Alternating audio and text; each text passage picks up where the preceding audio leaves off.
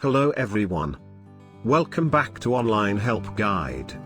Today in this video, I will be showing you how to send view once photos on WhatsApp. First, open the WhatsApp app on your phone. Select the contact you want to send a view once photo.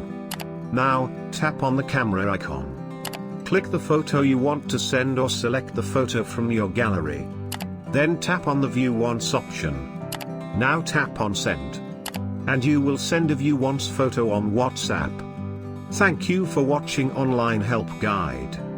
Hope this video was helpful and you are able to send view once photos on WhatsApp. If you like our video, then don't forget to hit the like button on our video and comment down if you have any question or feedback.